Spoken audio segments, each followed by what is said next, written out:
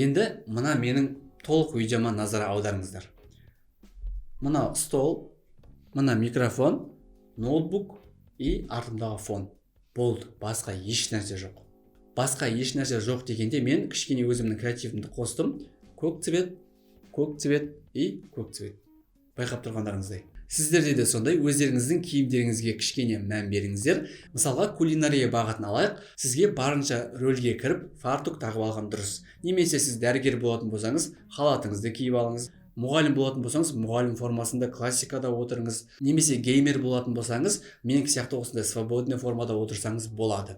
Бұл да негізінен рөл атқарады, бірақ болмаса ештеңе етпейді. Бастапқы видеоларда кәдімгідей киіміңізбен де түсіре берсеңіз болады. Тек қиындатпаймыз.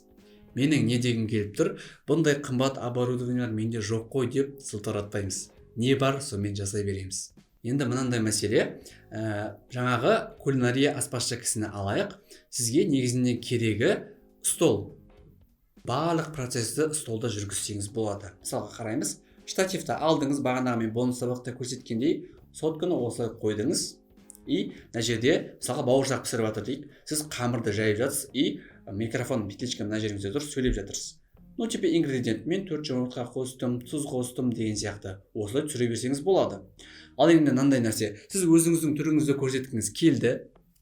Оны қалай істейміз? Басында амандасу бар. Сол кезде фартукпен тұрасыздар. Сәлем достар, бүгін біз бауырсақтың рецептін 3 минутта дайындайтын боламыз деген сияқты қылып, өзіңіздің бастапқы түріңізді көрсетіп, әрі қарайғы видеоны өзіңіздің қолыңызды ғана көрсету арқылы жасай берсеңіз болады. Әрі қарай сіз бауырсақтың рецептін дайындап болдыңыз, уже бауырсақты пісіру керек. Сол кезде қазанға бауырсақты, яғни майға қуыратын кезде сотканы штативке қойып, ар жаққа қойып қойыңыз и өзіңізді көрсетіңіз. Микрофон мына жеріңізде тұрсын. Мінекей достар, мен бауырсақты былай салып жатырмын деп, бауырсақты салып жатқаныңызды көрсетесіз. Сотканы алып, қазанның қасына барып бауырсақтың қалай пісіп жатқанын көрсетесіз. Бұның барлығы өзіңіздің креативіңізге байланысты. Видеоңыздың қалай шығатынын, қалай сөйлейтінін басында елестетіп алып, солай жасаңыз. Екінші мысал ретінде мен барлығын мысалмен көрсеткенді жақсы көремін. Былай анық болу үшін көрсетейін. Вот так. Былай келді. Кранштай. Жаңағы қол өнер жасайтын адамды алайық енді. Мінекей өйстіп бір өзіңіздің жаңағы қол өнер дегенде сурет салады ғой адам. Параңызды қойдыңыз, карандашыңызды алдыңыз, видеоны қостыңыз, мына жерде микрофоныңыз тұр и сурет салып жатсыз, сөйлеп жатсыз. Мінекей достар, мен мына жерде карандашты алдым, себебі бұл бізде осындай жұқа жазуға көмектеседі. Немесе яқтан мен қызылмен қазір шашын бояйын деп жатырмын деген сияқты түсіре бересіз. Ешқандай да қиын емес. Тағы да бір мысал ретінде микрофонда адам деп алайық. Сіз бьюти блогерсіз. Мына камера адамды түсіріп жатыр. Сіз адамның бетін бояп жатып сөйлеп жатсыз.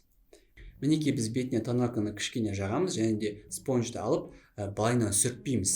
Бұлай сүртуге болмайды. Тек қана үстінен жай ғана басып жағамыз деген сияқты өзіңіздің сабағыңызды үйрете бересіз. Все, ешқандай да қиын емес. Сіздерден талап ететінім батылдық, еш қорықпай түсіріп бастаңыз.